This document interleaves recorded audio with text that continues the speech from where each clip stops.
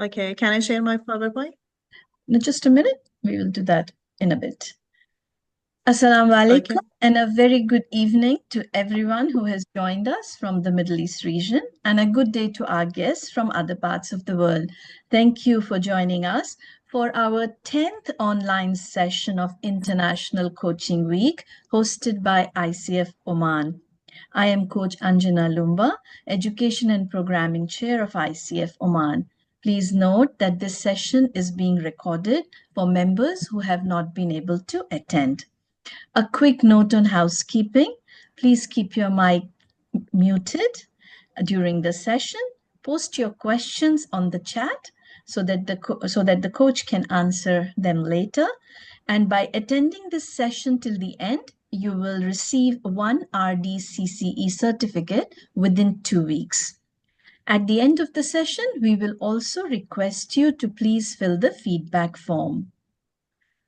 Now, I would like to request ICF Oman Chapter Membership Chair, Coach Bita Arage, to introduce our speaker for today's session, Coach Behnaz Tariq Paymim.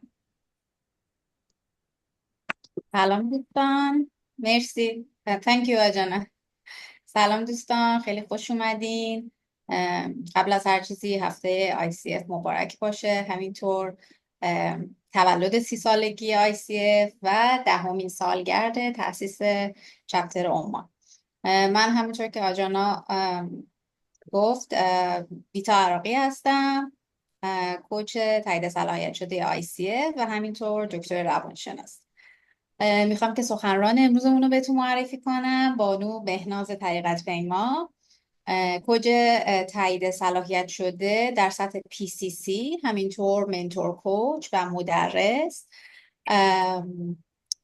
در زمینه افزایش کارکردهای اجرایی مغز و خصوصا در شرایط دشوار. عنوان سخنرانی امروز هست تعلق و تنوع در آینه کوچینگ. مرسی که هستین و ممنون از حضورتون. بهناز جون شما باشید. مرسی، منم سلام عرض میکنم. تشکر میکنم از آنجانا و بیتای عزیز که امروز دارن ما رو همراهی میکنن. خوش آمد میگم به تک تک شما. منم هفته کوچینگ رو بهتون تبریک میگم و خوشحال هستم که امروز قراره در این ساعت با هم دیگه یادگیریایی داشته باشیم. من اینجا یه بار دیگه همطور که آنجانا اشاره کردن ازتون درخواست میکنم اگر سوالی نکته بود یا دستتون رو بالا بیارید یا توی چت بنویسید که هر زمانش بود حتما من باهاتون وارد گفتگو میشم و همینجا هم ازتون دعوت میکنم که حتما سعی کنیم با همدیگه تعامل داشته باشیم چون این گفتگو با تعامل میتونه خیلی عمیق‌تر و پر از یادگیری بیشتری باشه. من اسلایدامو شیر بکنم که شما هم بتونید ببینید. فقط لطفا اگر که میبینید به من اطلاع بدید. Thanks. خب همونطور که میبینید موضوع ما هست Coaching in the Mirror of Diversity and Belonging. کوچینگ در آینه تنوع و تعلق From Awareness to Ethical Action. از آگاهی تا اقدامات اخلاقی و میخوایم با هم دیگه ببینیم امروز قراره چه چیزهایی رو اینجا با هم یاد بگیریم. یک بار دیگه من هم باز بهتون خوش آمد میگم اگر تازه بهمون ملحق شدید و امیدوارم که گفتگوی سرشار از یادگیری رو داشته باشید. دوستان من معرفی کردن پس اینجا نیازی نیست که معرفی بکنم، ازش عبور میکنم و میریم سراغ اهدافی که در این گفتگو داریم دنبالش میکنیم. هدف ما توی این گفتگو این هستش که بریم به سمت تفاوت‌هایی که ما اینجا اسمشو میذاریم تنوع. این تفاوت‌ها در چیزهای مختلفی میتونه باشه، در فرهنگ آدم‌ها، در جنسیتشون، در سنشون، در کشوری که با ما ارتباط برقرار میکنن، حتی طرز فکرهای مختلف، قومیت‌های مختلف و میخوایم ببینیم اگر در نظر بگیریم اصول اخلاقی رو چطوری میتونیم یه حرکت آگاهانه داشته باشیم به سمت تفاوت‌ها و در عین حال اقداماتمونم آگاهانه و اخلاقی باشه در فضای کوچینگ برای اینکه مهمترین چیزی که ما در کوچینگ بهش دعوت شدیم تا ازش پیروی بکنیم ایکوالیتی یا برابری هست، همون چیزی که ما بهش میگیم گفتگوی همسطح، نگاه همسطح و بسیار هم میتونه کمک کننده باشه. خب همونطوری که مشاهده میکنید اینجا ما میخوایم یه تعریفی داشته باشیم از دایورسیتی.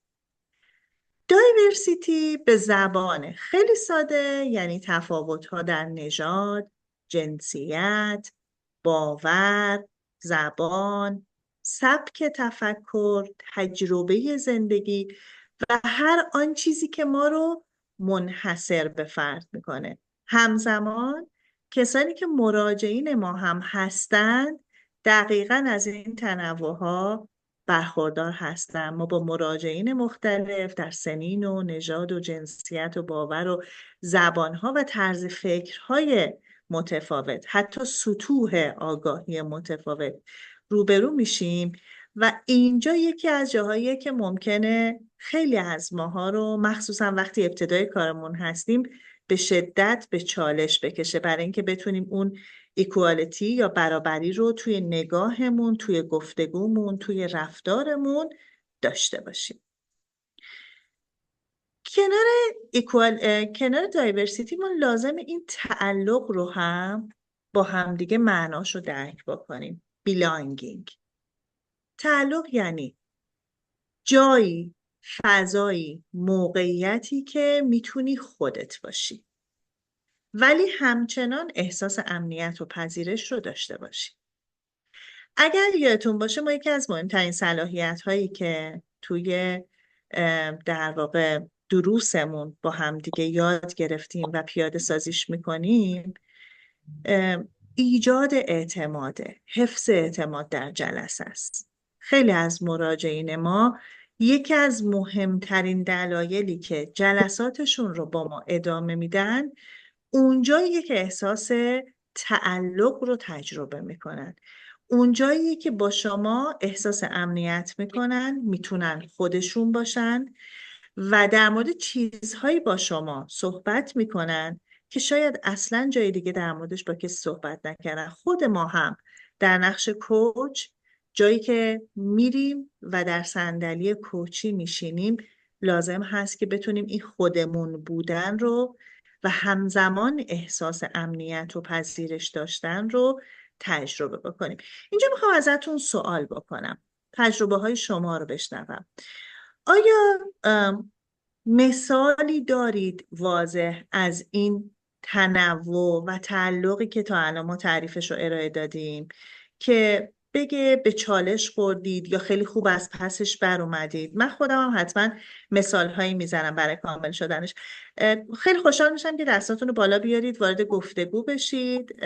اگر هم چالشی برای گفتگو دارید ما خوشحال میشیم که توی چت ازتون بشنویم. کیا هستن که دوست دارن مشارکت داشته باشن توی این گفتگو؟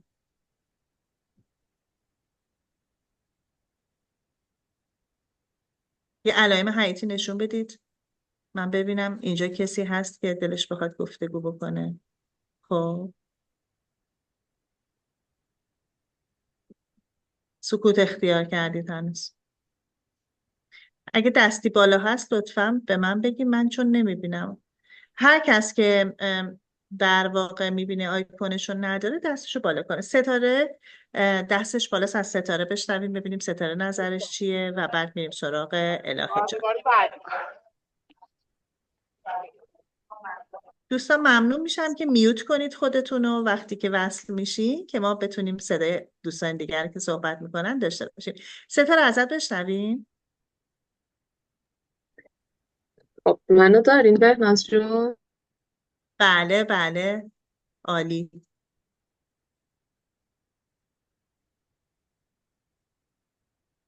همین الان که گفتم عالی صدات قطع شد. سلام به همگی. سلام، آره خوشحالم احساس میبینم کردم ستاره. مرسی، منم همینطور.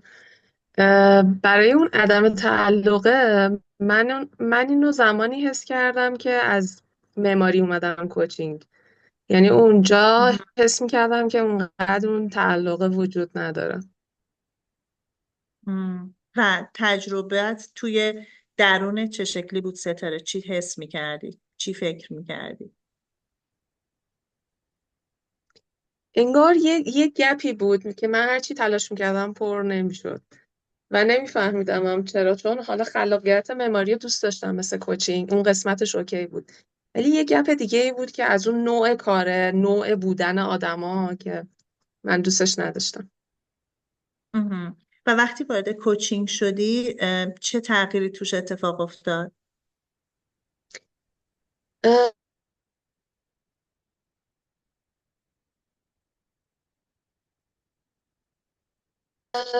تغییری که اتفاق افتاد که هم خودت یه شکل دیگه باشی، هم آدمای اطرافت که خیلی متفاوته، نه برای اینکه همش کامنت مثبت میگرفتم، برای اینکه انگار درک میشدم، انگار حرف مشترکی وجود داشت.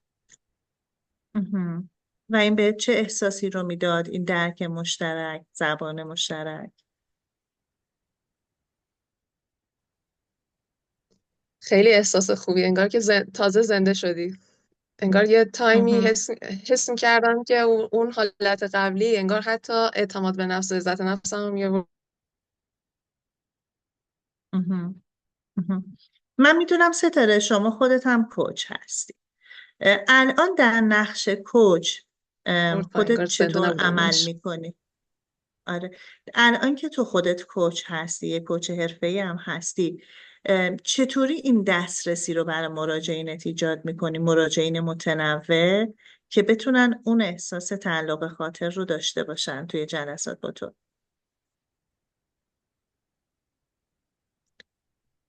اه، بیشتر اینجوریه که تو جلسات اول من میشنومشون که اصلا اونا چه جور آدمی هستن، چی میخوان.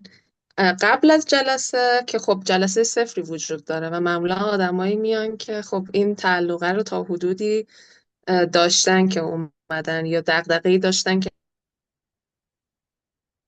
من ازش عبور کردم، با فضای ذهنیم آشنا هستن. ولی تو خود جلسات اول من بیشتر میشنوم و بیشتر فضا رو اون اعتماد سازیه میره تا اون تعلق اصلا شکل بگیره دیگه. مرسی، مرسی صداتو باز کردی و با ما شریک شدی صحبتاتو. نکته دیگه هست که بخوای اضافه بکنی؟ من فکر کنم همین، اینکه احساس تعلق واقعا یکی از نیازهای بزرگ هر آدمی میتونه باشه. خیلی چیز مهمیه و خیلی باعث آره، اعتماد میشه، اعتمادم که خب تو کار ما خیلی خیلی خیلی مهمه. همینطوره که میگی و کاملا قبول دارم، با همسو هستم. مرسی ازت. مرسی از شما. خب بریم الهه رو هم بشنویم. الهه جان، گفتی که گزینه ریز هند رو نداری؟ سلام سلام بهنا جان، خیلی خوشحالم که دوباره سلام. فرصتی است که از شما زیاد یاد میگیریم همیشه، و الانم خوشحالم که دوباره این فرصت فراهم هست.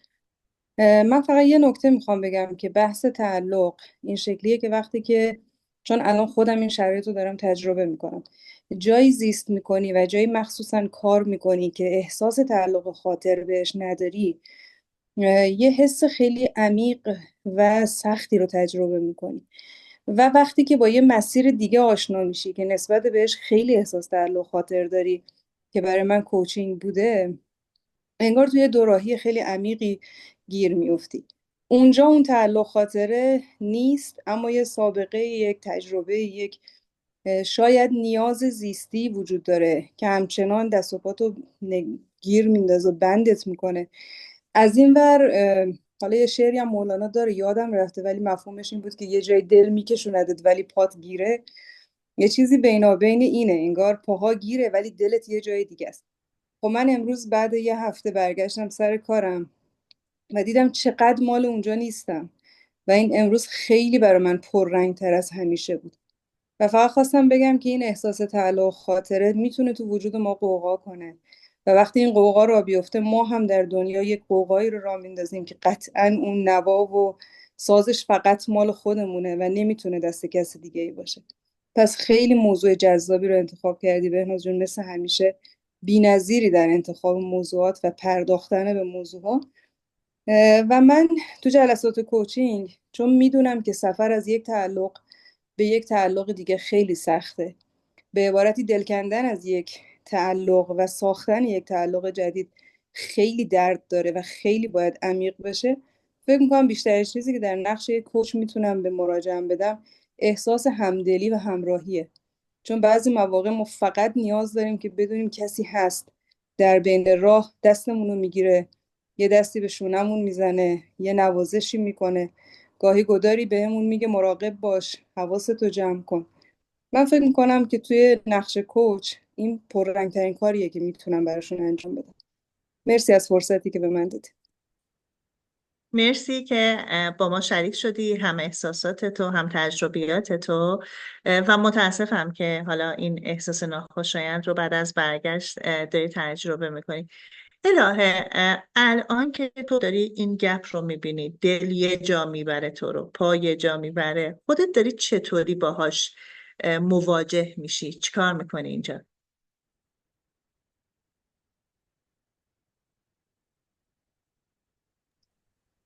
ببین، من دارم بهش خیلی شفاف نگاه میکنم و سعی میکنم که بیشتر نگاهم نگاه منطقی باشه. منطقم و عقلم به من میگه که فعلا باید پای رو اونجایی که هستی محکم نگه داری، چون بنا به یک سری نیازهای زیستی یا حتی بنا به زمانی که گذشته اونجا بودی و فعلا باید باشی. دارم پیدا میکنم که من به چه رسالتی و برای چی اصلا اینجا اومدم، چون اون موقع که اومدم که اینا رو نمیدونستم. الان دارم سعی میکنم برای اینکه اینجا احساس تعلق بیشتری رو داشته باشم یه تعلق جدید بسازم. حالا دارم دنبال این میگردم که خب الهه، تو دانشگاه قراره که برای کی چی کار کنی؟ برای کدوم دانشجو قراره توی شمع روشن کنی؟ تو قراره که اگه چراغ قوه دستته کجای کار بندازی؟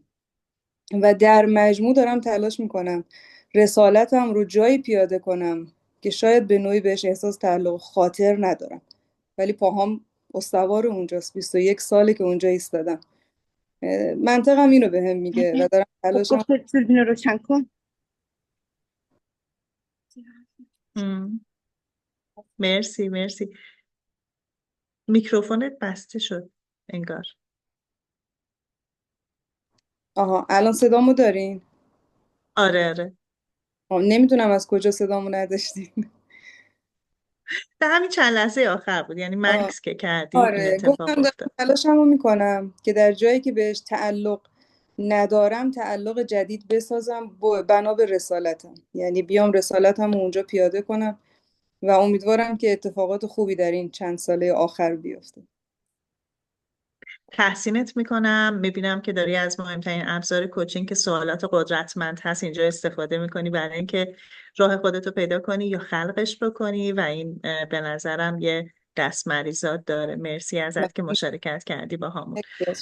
خب تینا جان هم برامون تو چت نوشتن که من در نقش کوچ خیلی خوشحال میشم وقتی مراجع بهم اعتماد میکنه و رازهاشو توی جلسه میاره.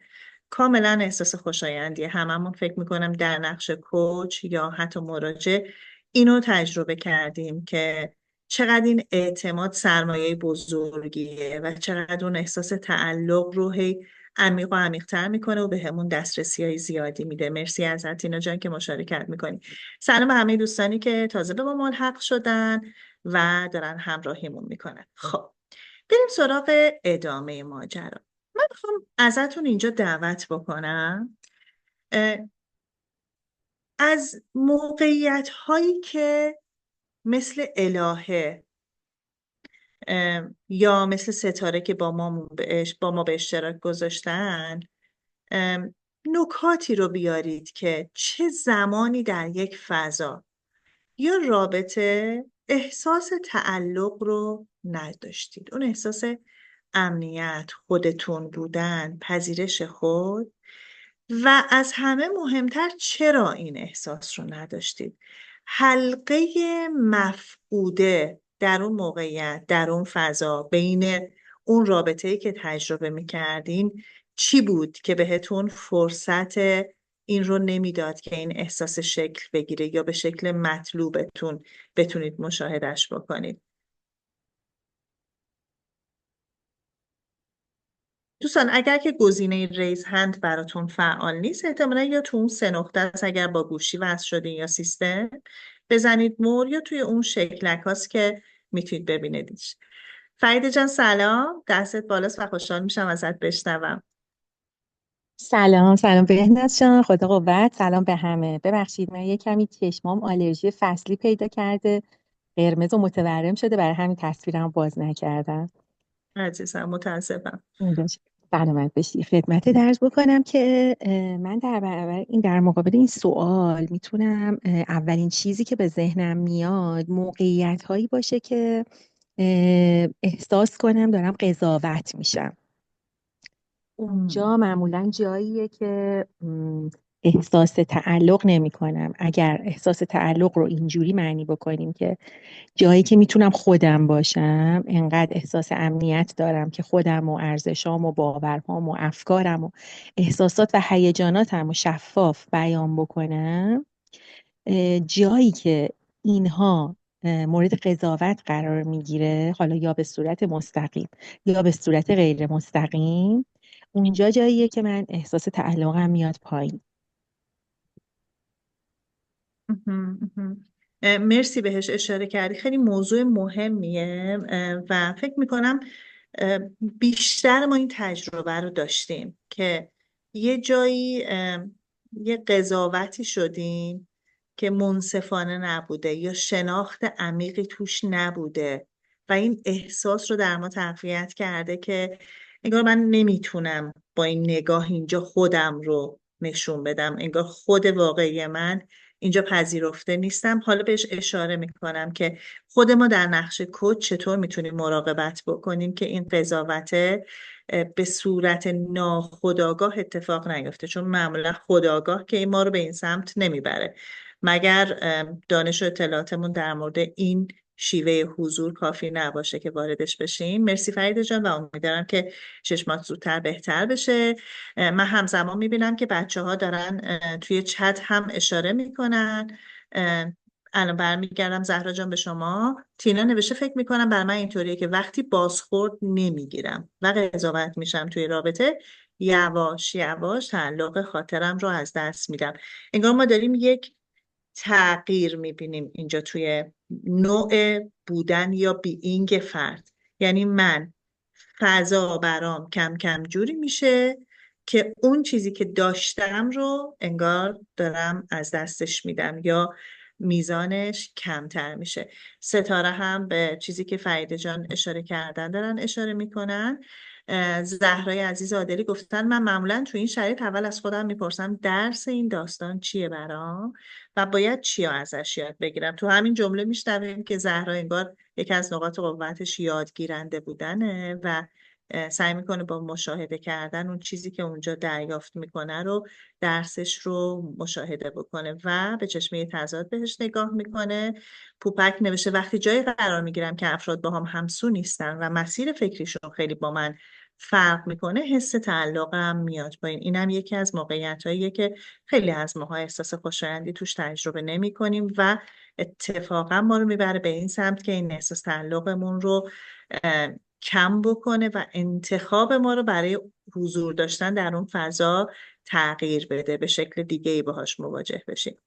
فرشته نوشته وقتی جمعی هست که کاملا با ارزش‌های من مغایره این اتفاق میفته، همینطور ارزش ها خط قرمز های ما هستن، رد فلگ هایی هستن که آدم ها پرچم های قرمزی هستن که انگار میبرنش بالا و میریم تو مرحله هشدار. شهناز جان نوشتن نوع رفتار آدما برام این حس رو به وجود میاره و از خودم سوالاتی میپرسم. دقیقا نوع رفتار آدما که احتمالا یا ناآگاهانه است یا بالاخره یه طرز فکر خاصی رو داره دنبال میکنه، اینجا میتونه اثرات خودش رو بذاره.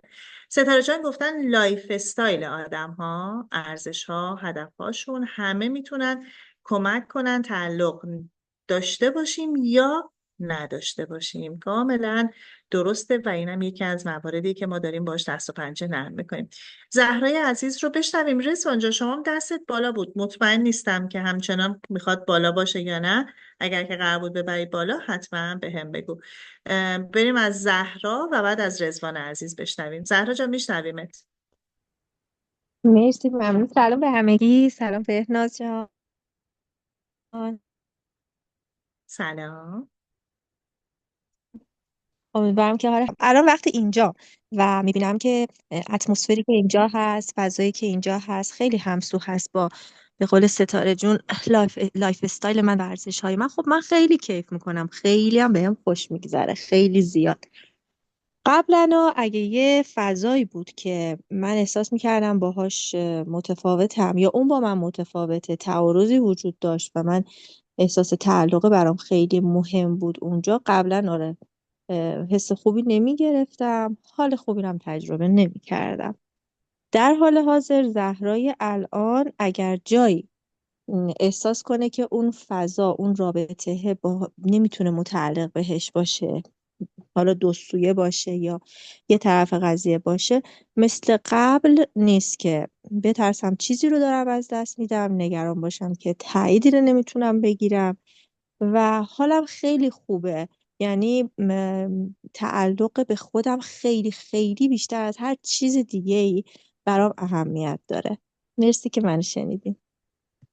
مرسی که گفتی، کاملا درست میگی. و معمولا این شکلیه که ما یه سری رویکردها داریم که با بعضیاش عادت کردیم اومدیم جلو وقتی که این احساس تعلق رو نمی کنیم، که رویکردهای کارآمدن. بعضی هاشون رویکردهای ناکارآمدن، یعنی مثلا ممکنه که ما در این شرایط عقب میکشیم، سکوت میکنیم، رفتارهای مشابه انجام میدیم چون اون احساس امنیت رو دریافت نکردیم که در ادامه حتما بهش میپردازیم. بریم سراغ رضوان عزیز، از رضوان هم بشنویم ببینیم نظرش چیه. مرسی. رضوان جان. من صحبت هایی که شد، به خصوص الان صحبت های زهرا جون، دیدم که یه چیزی شبیه به اون تجربه‌ایه که خود من دارم و در واقع دستم هم بالا کردم بابت این بگم. وقتی توی فضای کار میکنیم، خب همه رو بازی میکنن، حاشیه‌ای نیست. وقتی فضای ایجاد میشه، یعنی حواشی که حاشیه‌های پررنگ‌تر از متن میشه، احساس میکنی که تو تعلق به اون مجموعه نداری. من چون این تجربه که اخیر داشتم اینو دارم میگم، توی فضایی دارم کارم میکنم، البته فضاش یعنی اصل فضا رو دوست دارم چون مبتنی بر رسالت زندگیمه و دارم انجامش میدم. اما حواشی دیدم بعد، چون روحیه من اینجوریه که میگم ایگنور میکنم، رها کن، اصلا مهم نیست. ولی یه جایی مثلا تعداد رها کردن ها وقتی زیاد میشه انگار که بده، اون حس ناخوشایند رو بهت میده و لازمه یه جایی پاکسازی بشه که روح تو آزرده نکنه، بعد روی تعلق خاطر دفتر نامطلوب نذاره. اینه که فکر میکنم یک مطرح کردن و گفتگو کردن در این فضاها خیلی خوبه. یعنی حالا اسمشو بذاریم گلایه که همراه با اون تم محبت، همراهیه و اینکه این احساس به وجود اومده. شاید اصلا یه سوء تفاهم باشه، خیلی وقتا ممکنه سوء تفاهم باشه، ولی میدونم توی محیطی که حواشی پررنگن، تعلق خاطر افراد به شدت تحت تاثیر قرار میده. حالا حساب کنید تو محیطی که کارکنان خودشون گروه‌های مختلف تشکیل میدن، هر کدوم از این گروه‌ها با هم دیگن، بعد تو میمونی که این وسط تو اومدی برای یه کار بزرگتر، بعد این گروه های کوچیک این وسط چی کار میکنن؟ کارکرد اینا چیه؟ یه چیز میتونه تو رو نگه بداره که من برای چی اومدم اینجا، اصلا لازمه این حواشی توجه کنم یا اینکه بهتره همون اصل رو بچسبم. و فکر میکنم اون اصل رو چسبیدن، یک اون رسالته، و دو تا یه حدی مطرح کردن مسائل میتونه کمک کننده باشه تا اون احساس ناخوشاینده رو کم رنگ بکنه. این تجربه بود که من داشتم. مرسی. مرسی رضوان، تجربه داغ اصلا در اومده با همون به اشتراک گذاشتی. پس در واقع اینجا رو کردی که ما داریم ازت میشنویم اینه که از دو تا ابزار قدرتمند استفاده میکنی. یکی فضایی که احساس میکنی ابراز میتونه موثر باشه به شیوهی که مطلوبتر ابرازش میکنی، و بعد کنارش سعی میکنی که در واقع با سوال قدرتمند اون سهم خودت رو برداری و به شکلی که ممکنه یه راهی خلق بکنی یا نگاهی خلق بکنی که بتونه اثرگذارتر باشه. مرسی که با همون داری همراهی میکنی. جاوید عزیز نوشتن وقتی تو فضایی باشم که افرادش تظاهر کنن به چیزی که نیستن. این یه بخشیه که داره میگه ما یکی از ارزش هامون اون صداقت و اصالت هست دیگه، در واقع دو تا از ارزش هامون، و وقتی میبینیم یه چیزی با این همسو نیست، اونجا انگار درون ما یه چیزی رو به هم میریزه، درونش یه چیز به هم میریزه و این میتونه اثر داشته باشه. کاملا درسته. بیتا دست خودت رفته بالا، انگار چیزی باید بشنوم.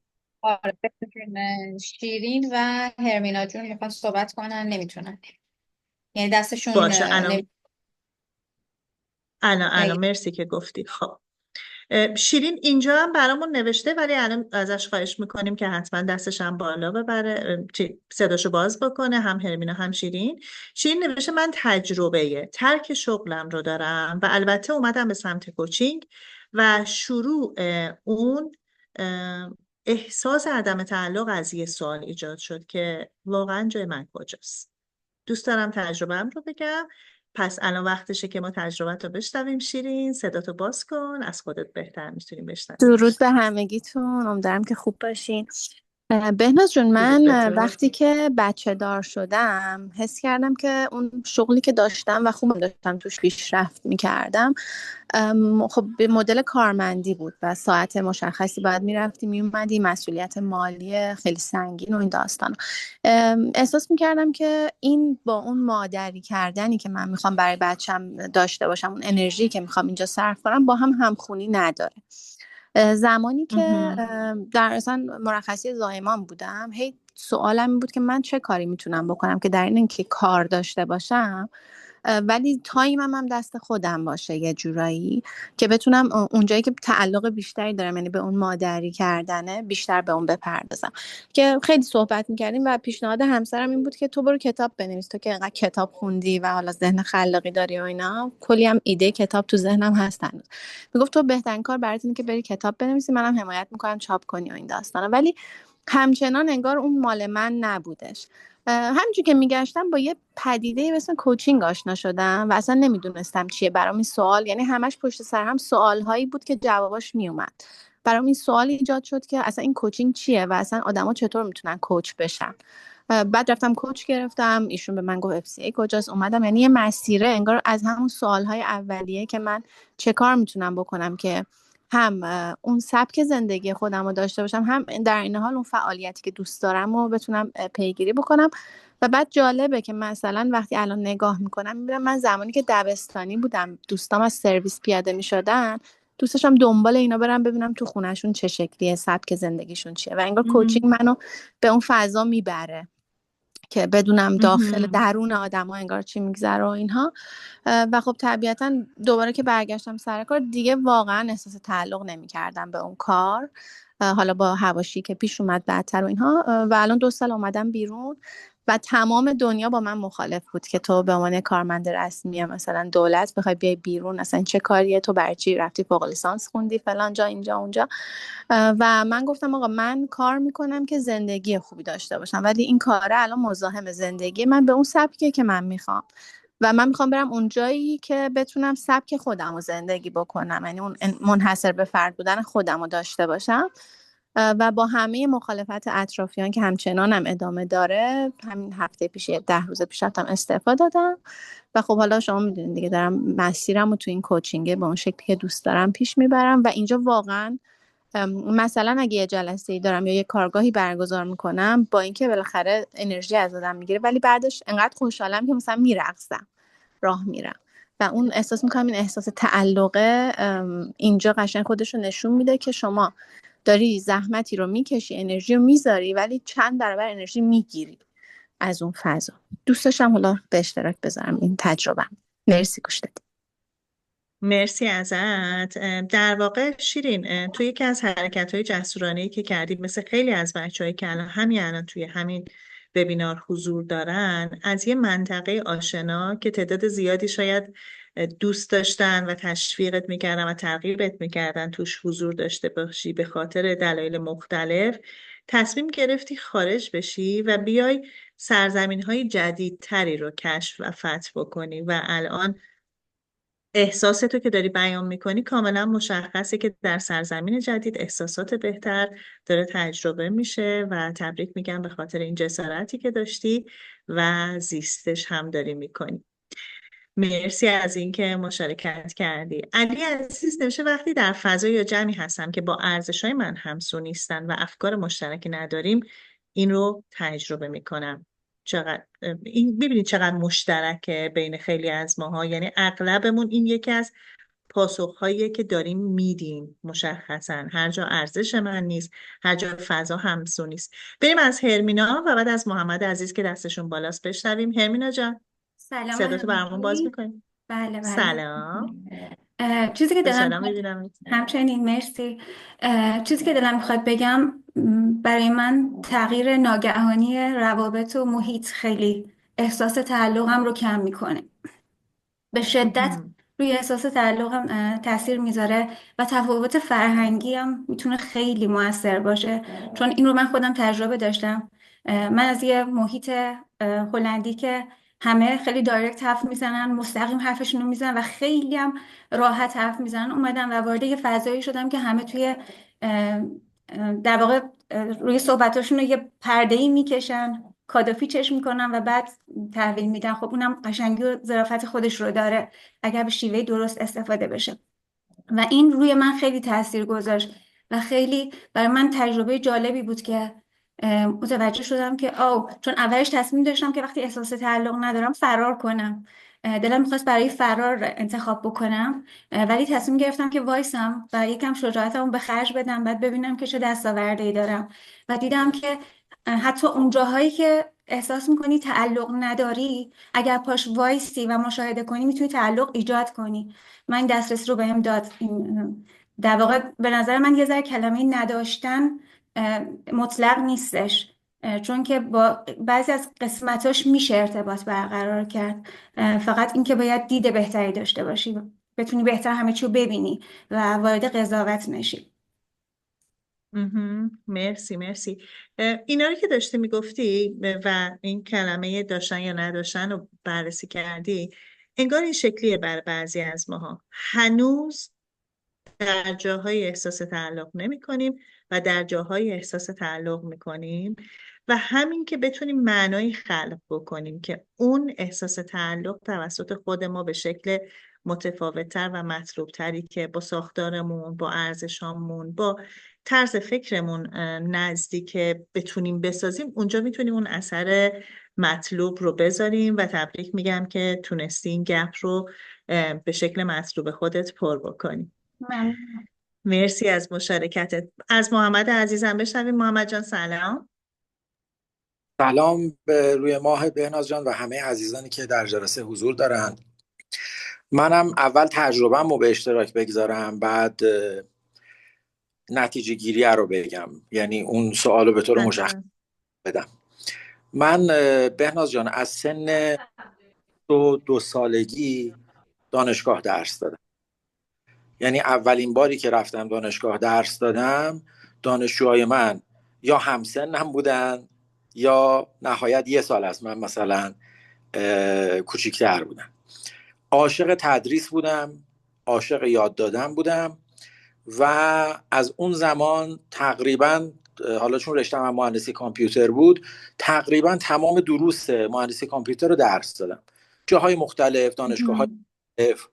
و اتفاقی که برای من افتاد این بود که وقتی که بچه‌های دهه 60 و بچه‌های حالا دهه 70 تا مثلا میشه گفت 72 مثلا 5 خب بودن تو دانشگاه، من هنوز احساس تعلق داشتم. از یه زمان بعد من دیگه اصلا احساس تعلق به دانشگاه و کلاس و درس نداشتم و هر دفعه که میرفتم سر کلاس بعدش از خودم این سوالو میپرسیدم که اصلا من برای چی دارم میرم سر کلاس؟ وقتی دانشجو نمیاد سر کلاس که چیزی یاد بگیره، چرا من دارم میرم سر کلاس و دارم درس میدم؟ و خود به خود اتفاقی که برای من افتاد این بود که تقریبا دیگه توی شاید 10 سال گذشته بسیار به ندرت رفتم سر کلاس دانشگاه. یه دوره ای هم باز تصور کردم شاید بچهای تحصیلات تکمیلی، مثلا بچهای کارشناسی ارشد یا بچهای دکترا، اینا مثلا یکم انگیزشون فرق کنه، یکم حالشون عوض شده باشه، یا لااقل شاید اینا هنوز همون رده سنیایی هستن که ما خودمون بودیم و خیلی علاقه‌مند شاید بودیم وقتی میرفتیم دانشگاه. بعد دیدم نه، واقعا اونطور هم نیست. اینه که دیگه کم کم اصلا بکاف کردم و دیگه رفتم به این سمت که اون جایی که من برم تدریس بکنم قطعا دانشگاه نیست، ولی چون نمیتونم این علاقم به تدریس رو در واقع کنار بگذارم، شروع کردم به این که تو هر محیطی که قرار گرفتم بدون اینکه لزوما یه ساختار رسمی آموزشی وجود داشته باشه شروع کنم به برگزاری یک سری کلاس، شروع کنم به برگزاری یک سری جلسه، شروع کنم به آموزش دادن تا جایی که میشه. میخوام یه نتیجه حالا بگیرم. میخوام بگم که بله، وقتی تفکر سیستمی داشته باشی و محیط رو یه سیستم ببینی و خودت رو یکی از مؤلفه های تشکیل دهنده اون سیستم ببینی، تو تعریف تفکر سیستمی ما میگیم سیستم یک مجموعه است از مؤلفه هایی که با هم در ارتباط هستند و بر هم اثر میگذارند. به یه هدف مشخص اون سیستم تشکیل شده و مجموعی از ارزش ها و قواعد بر اون سیستم حاکمه. جواب دوستانی که داشتم نگاه میکردم میدیدم دقیقاً دارن به همین اشاره میکنن. بسیاری از صحبتها برمیگشت به ارزش‌های حاکم بر شخص به عنوان یه مؤلفه تو سیستم و ارزش‌های حاکم بر سیستم، و وقتی تعارض بین این دوتا ارزش ایجاد میشه به یه نوعی اون مؤلفه احساس میکنه که تعلق واقعی به اون سیستم نداره. حالا یا تلاش میکنه برای اینکه اون تعلق اتفاق بیفته، این تلاش دو جور است، یا باید خیلی تلاش دیپ و عمیقی بکنه اون فرهنگ اون سیستم و سازمان رو تغییر بده که کار بسیار سختیه و عملا شاید تو خیلی از مواقع نشدنیه، یا اینکه بعضا این مشاهده شده به کرات هم مشاهده شده که افراد تغییر میکنن، ارزشاشون رو فراموش میکنن. به یه جمله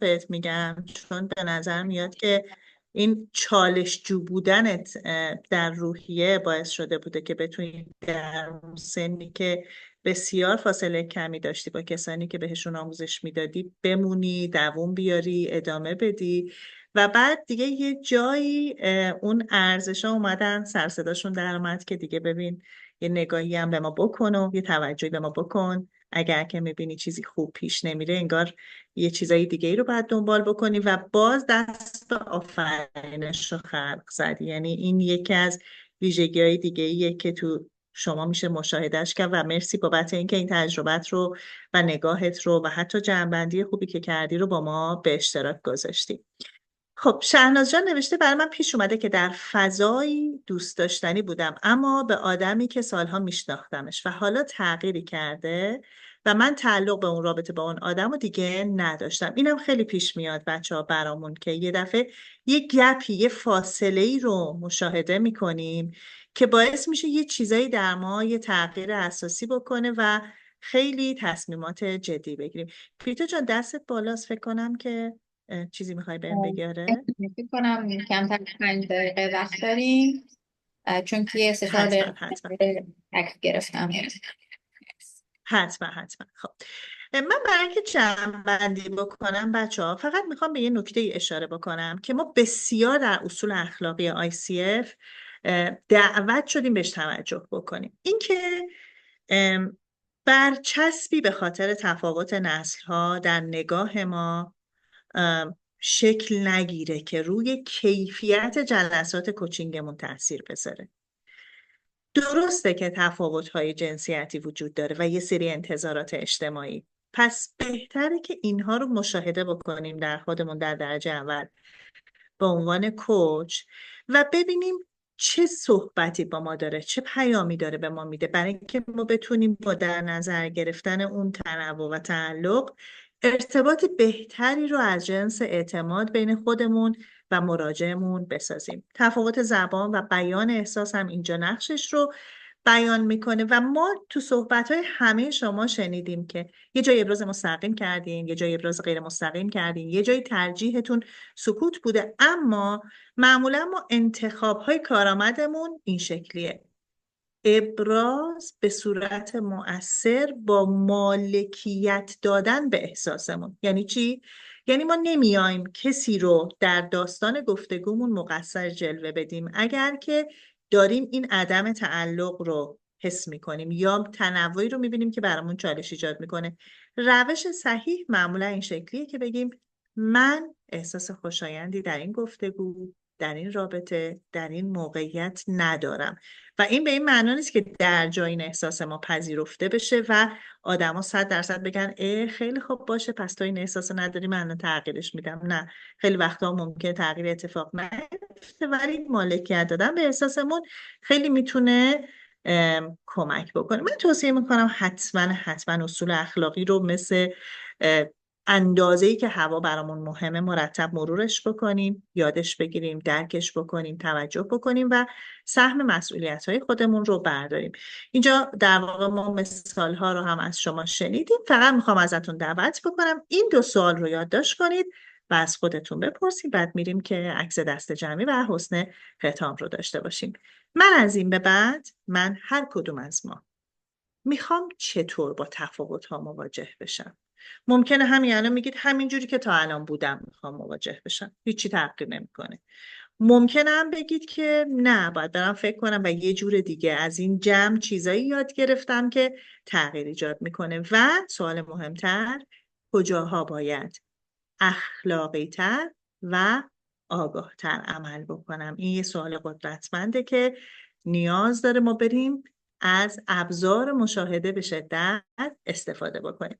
من نکته‌ای ندارم که بخوام اضافه بکنم به این گفتگو. دوستان بعدم میتونید این اسلایدها رو از خود من دریافت بکنید اگر حضور داشتید، یا حالا حتما همراهی میکنیم. بیتا جان اینجا رو میسپارم به شما. اگر باید از شعر در بیارم اسلایدها رو لطفاً بهم بگو که خارجش بکنم. در به خسته نباشه بهنوش. مرسی. من از آجانا بپرسم. Ajana, you want to talk or I will continue? Okay, thank you. Thank you very much. We would now like to take a group picture. So please, if everyone can smile, can I request Coach Badria to take some group pictures, please? مرسی. بچه میخوان عکس گروهی بگیرن، ازتون دعوت میکنن که اون لبخندهای ملیحتون رو به ما بدین، تصاویرتون رو باز کنین که این خاطره رو و قاب رو ثبت کنین.